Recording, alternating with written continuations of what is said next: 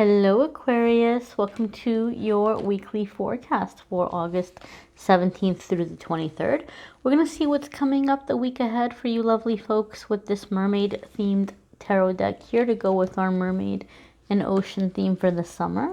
And then we're going to pull a mermaid oracle card for you all from this deck here at the end. So without further ado, Aquarius, Sun, Moon, and Rising. Let's see what's going on for you guys.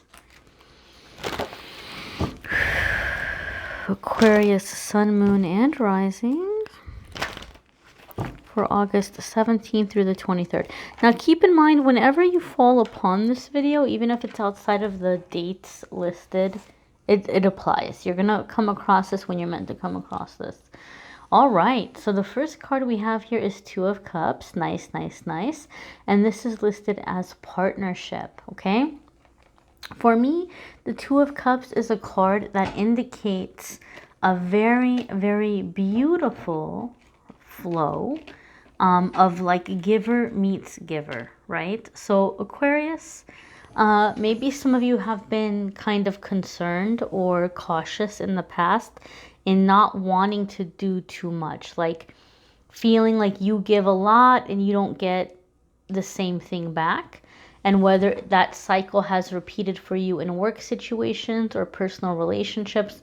Two of Cups is saying you're coming into the time of the balance where you are having reciprocated energy, right? You're getting back what you're putting out. Now, obviously, Two of Cups is a card that is really immediately associated with love and romance and true love and soulmates. And that can definitely be the case for many of you. But those of you that you watch my readings, you know in the weekly forecast, I try to stay clear of love and romance because I do a monthly love reading. And in the weeklies, I try to apply the cards in other ways. So in this way, this could be a partnership or a friendship that might be coming in where you're finally receiving some support, some guidance, some help, some assistance. I feel this is especially true for those of you Aquarius where you're like the strongest person that you know, or you're the person that people come to when they need something handled or fixed. You're going to see that someone, or for some of you, plural, more than one person, is stepping up. Like they're realizing that you've got a lot on your shoulders, you've got a lot to deal with, and they're wanting to step up and show their appreciation and their support and offer help. For some of you, I feel a very strong mentorship energy from this card. So you may be ending up connecting with a mentor. Someone who's kind of taking you under their wing or showing you the ropes, showing you how to go about doing things, okay? And for the majority of you overall, collectively, I feel there's a strong sense of playfulness with this card. So making time so that your life isn't just all business. Your life isn't just all work and responsibility or spiritual work or healing work, but that you're also finding healing and strength through playfulness and through playing and relationships. So maybe you're just paying attention to relationships and connection. Like I said, it doesn't have to be romantic. It could be a relationship with family. If you're parents, becoming closer with your kids. If you are, looking to make friends, like meaningful friendships developing, these kinds of energies. Your next card here, Aquarius, is Nine of Swords, anxiety, right? This is a card that a lot of people are feeling right now, right? And it can be especially true for Aquarius or for air signs in general, because air signs are really, really good about thinking about all of the different possibilities and all of the things that might be happening ahead in the future down the road. Especially as the heart's opening up and you're receiving, support, and you're receiving help and you're feeling closer with people. When things begin to improve in this way, it's really easy to start to get afraid, to get scared of all of the things that might go wrong, right? we start worrying. And so the Nine of Swords is a card that comes up to say that we need to pay attention to where we're putting our focus and where we're putting our energy. Okay, because it can warn of like a self-fulfilling prophecy, or like you're worrying about something so much that you're calling it into your life. So try to keep your focus on what you want instead of what you don't want. And I know that this can be challenging to do, but the answer again comes with the card. It's going to be easier to do if you are making time for rest and finding ways to calm yourself down and soothe yourself before time for sleep, right? The Nine of Swords can indicate insomnia, having a really hard time going to sleep, and judging yourself and being worried about all the things that could go wrong. And so when we're not sleeping and we're not getting enough rest and we're tired, we're like overly emotional, right? So the anxiety becomes worse. And then we have a hard time functioning and knowing what we're going to do because we're so emotional and tired that we have a hard time making good decisions.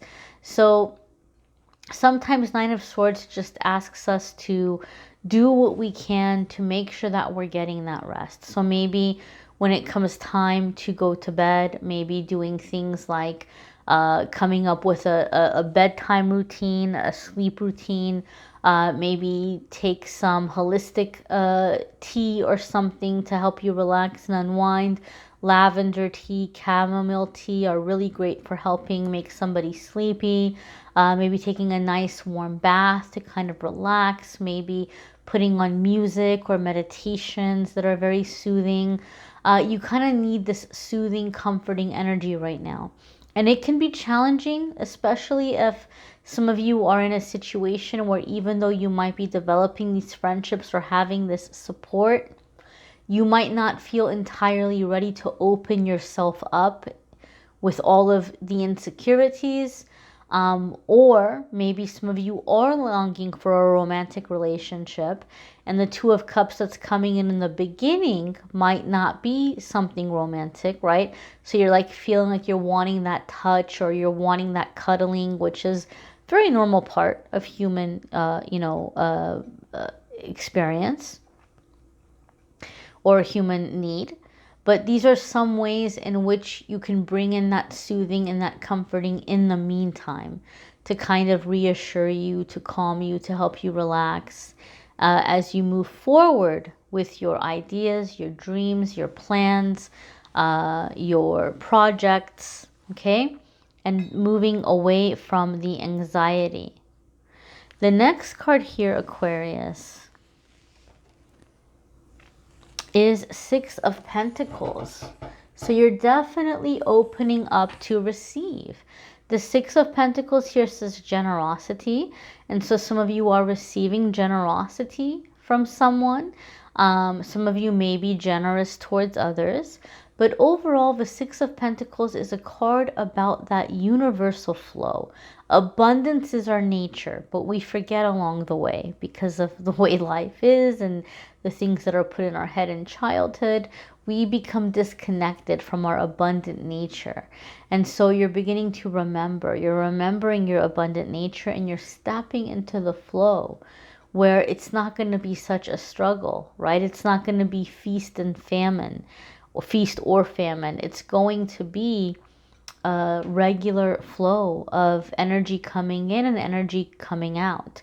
There's a reciprocal energy about the Six of Pentacles again. So it's kind of like a repeat of the Two of Cups in a way, right? But this is more focused around efforts and money, right? Whereas Two of Cups might be focused more around support and connection. And so Six of Pentacles is indicating there might be some really significant shifts happening for you this week that are also opening up the doors to where you are getting out of debt, or you are coming into a certain income bracket or level of income that you have not experienced in your life previously. And so this is a situation that's going to allow you to save money for the future and also have enough money to enjoy life and do things that you want to do, and still be able to give to charity and help those less fortunate, and continue to save and to continue to invest in projects and ideas. Six of Pentacles is like having want for nothing. You will never want anything because you will have everything that you need, and you'll be able to help others. So this is a really powerful energy that a lot of you are going to begin stepping into or working towards or manifesting in your life. But specifically, I feel for a lot of you, there's like this relief of making progress on getting out of a debt. The next card here, Aquarius, is the Vortex, and this is listed as temptation. So in traditional tarot, this is a card that we're going to recognize as the Devil card, okay? And so major arcana cards are when we're at significant crossroads and when we're kind of coming into a new chapter of our life. And this tells me right off the bat, Aquarius, that what you're working on this week with this financial stability, this reciprocal energy of, you know, people being there for you and helping you and encouraging you, and you having, you know, the resources that you need and getting ahead. These are all linked to breaking old karmic contracts. So some of you maybe have had past life contracts or agreements of, like, maybe you were a nun or a monk or something and you had taken vows of poverty, okay?